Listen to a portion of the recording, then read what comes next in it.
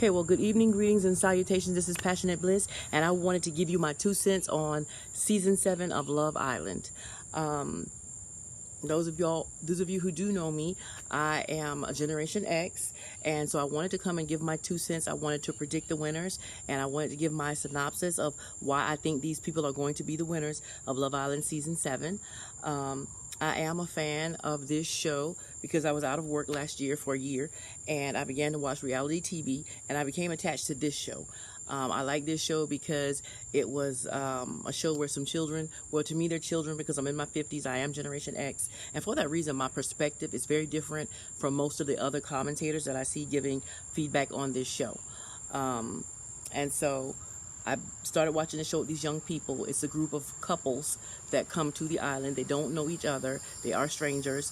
They live in a villa in Fiji for 6 to 8 weeks, and their attempt is to engage in activities, have fun, look good in their bikinis, interact, and try to find a love connection with the couples that are there. And at the end of that time, the American public, who votes all along on their favorite couple, their favorite boy, their favorite girl, or who did what the best, the public votes all along, and sometimes they vote for who leaves the island and who they recommend to leave the island, and then the villagers make the final decision. But at the end of the show, the American public decides who the best couple is. That couple wins $100,000, and they can either choose to share the money or split the money, or one person can take the money and run. And so that has been happening. This is the 7th season for the USA. The Love Island UK has been going on for much, much longer, but it's hard for me to follow them because their accents can be extremely thick, and I can't follow all of those accents. And so I've only watched a couple of seasons, but I binge watched all of Love Island USA while I was out recovering, and I became a fan. Season 6 is the season I fell in love with, and then I went back and watched the others. And then season 7 is this season that I'm talking about. It is actually the worst season that they've ever done for a couple of reasons. Okay, right now, this is the final episode. I wanted to make my predictions. The final couples are Huda, who is a Middle Eastern girl. She's with a black man who's a ball player overseas. He seems to be American. I don't necessarily know his background, but he presents as a black American man.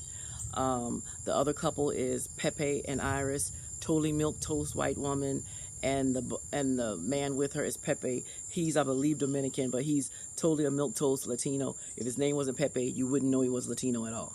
And so, very interesting, boring conversations, boring connection. However, they do almost have sex every night on the show. And so, but it's in the dark, and, you know, they try to sneak and show us on the low that that's what they're doing. But that's the only thing I've seen them do of any interest on the show. And I'm not even that interested in that. And so, the other third couple is Nick and Alandria. Nick is a white man from Jacksonville, Florida. He's got a lot of flavor for a white young man. And Alandria, she's a black queen from Alabama. And then the other couple is 2 Dominicans, Amaya, who's a character, fan favorite. Everybody loves her. At one point, she was the only bright spot on the show, on the season. And she finally got matched up with somebody, another Dominican guy named Brian, and they're the final couples. And so it's down to the 4. And so my predictions for who's going to win are these. I believe that the winner's going to be Nick Alandria, who is the combined name of Nick and Alandria, the white man with the black girl. I believe that because of the amount of investment that production has given to make this couple a thing. Okay, America was clamoring for this couple to be a thing, even though originally they were in other couples for quite some time.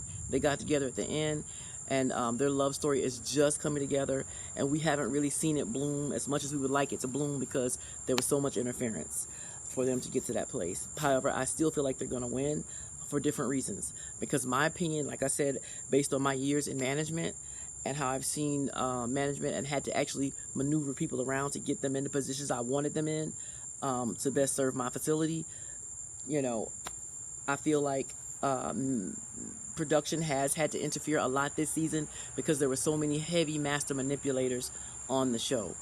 Some of the couples that have gone were the master manipulators. All the master manipulators for this season are gone. Master manipulator number 1 was a young black man named Ace. He's clearly a man who enters every situation in life with a plan and an agenda to make it work. That's not a bad thing. However, this show, it didn't really work. And not only that, what he forgot and what I think got him eliminated in the end was that production already had a plan and an agenda for their show. And what they didn't appreciate was him coming in with his own plan and agenda on the show. And he manipulated a lot of the original storylines that production clearly had in place. There was a young man named Jeremiah. Production had a storyline for him, and Ace boycotted it twice. And he ended up getting that young man voted off the show. And production has never forgotten that.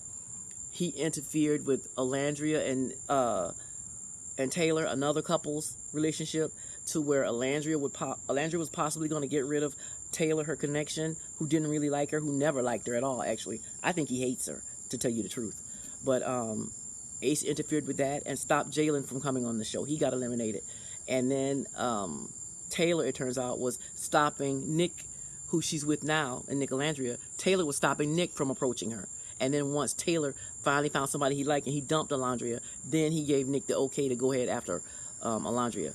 But at that time, Alandria was so in love with the idea of black love and a black cowboy that she couldn't let go of this fantasy she had in her head with Taylor. She couldn't have been in love with him because he was giving her nothing to love. And she began to see that when somebody he really wanted came in there. And so he was forced to dump her twice because she was that gone on this black love cowboy fantasy in her head that she couldn't see this guy didn't want her at all. I don't even think he likes her. In fact, I think he hates her.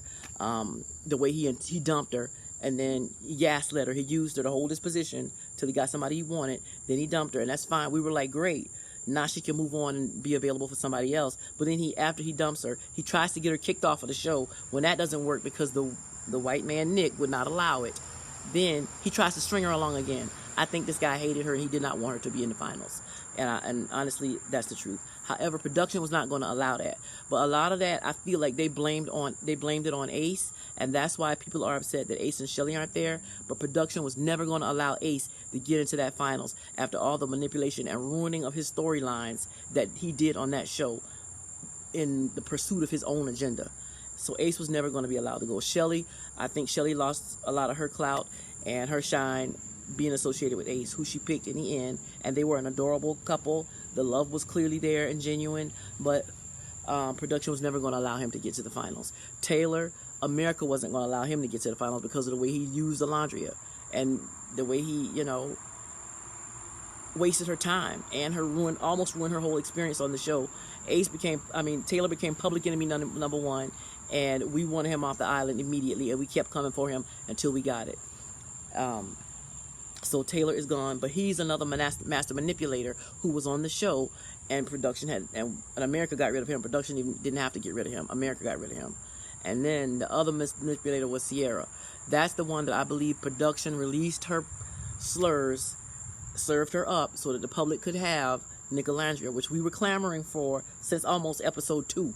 We could see that there was something between those two, but they had others that were in the way, and because of the manipulation, Taylor, who would not allow, he played on the friendship with Nick to not allow him to entertain Alandria, and Alandria was being fooled by him that he cared about her and wanted to be with her, and so that kept her from showing any more interest other than friendship to him. So that manipulator was gone, and then they finally got together after that.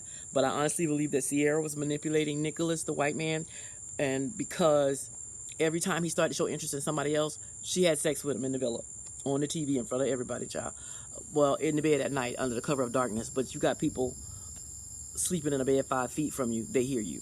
And everybody knew they were having sex. And every time he showed interest in somebody else, she threw the cat on him. And, of course, he would come back to, he would come back in line. So eventually he just went on ahead and settled for her, and we could see the light leaving his eyes, but he went on ahead and settled for her. So for that reason, that's why the Final Four was the Final Four. They got rid of all the manipulators, and the people who are in the Final Four were the people who came in there with pure intentions to have a good time, to be on an island in Fiji, to meet people, to have fun, to hang out, and to hopefully form a love connection. The people in the Final Four were the sincerest people on the island. So I feel like that's why they're in the Final Four. And I feel like production set it up that way. Even though Huda is toxicity walking in human form. She's the stealer of joy. We saw the black man that she's with now die in front of our eyes, behind our eyes. The first black man that was there, Jeremiah, she verbally abused him on the show. In front of everyone, and production seemed like they covered for her to keep her there because her fan base is enormous. Her fan base, I think, is a carryover from Leah's fan base from last season, and it grew. I think her fan base primarily consists of the tweens and MAGA, because they became more and more racist, and it grew more and more and more. She's up to 3 million. When I first started looking at it, she had like maybe 1 million. Now she's up to 3 million followers, and I think primarily it's MAGA and tweens. So it's toxic children and racist, and that's her fan base, and it's huge. So she's going to go to the finals. In fact, she's going to be the final two. That was also, I believe, Leah's fan base from last season. Leah ended up in the final two, even though the couple she was in wasn't really a love relationship. It was more like a fun boy. It was a fun girl and a playboy, and they were up there in the top two. There's no way they should have been above Janae and Kenny last year, but I digress. So I feel like based on the patterns from last year and based on how production had to interfere, I feel like the final two standing will be Nicolandria, because they worked so hard to give us this couple and the public was demanding it. And number two, the other couple is going to be Huda, because of her fan base. They want her fan base to watch to the very end. It's millions of them. So no, they're not going to get rid of Huda. And so she's going to make it to the final two, but production is not going to allow her to be the winner, because I think she will get the most votes, just like Leah did last year, but they're not going to allow her to win because it's off-brand for Love Island. It's supposed to be a true love match of two strangers who met up, and the only two that will qualify would be either Nicolandria or Amaya and her boyfriend Brian that she got on the show. The reason I'm saying Nicolandria is because, number one, Nick is a white man. There hasn't been a white man in the final five in the past 5 years, and so I feel like that's going to be one of the strong points for that couple. Olandria, she's a black woman, very poised, very elegant. She's a goddess walking on earth, body of death, beautiful face card, and she's very elegant and poised and well-spoken. She's educated, and so they're a good fit for the Love Island brand. Okay, the next couple, if it's not those two in the final two, then it'll be Huda because of her fan base, and it'll be Amaya and Brian. They're both Dominican. I don't know that Love Island is willing to let a Dominican couple win this year due to all the political climate with the deportations and ICE and all that. So I don't know if they're willing to risk putting a Latino couple up with their brand. I guess taking the risk that they come out and talk against, I don't know, ICE, if their grandma gets deported. I don't know. But so I kind of feel like politically Love Island might not go that way. So that was my original thought. But it's going to be Huda in the final with another couple. And the couple will either be Brian and Amaya or Nicolandria. Even though Nicolandria is new and the romance part isn't as strong as Amaya's and Brian's, I feel that Brian is iffy because he doesn't say much, so you don't really know how he really feels all the time.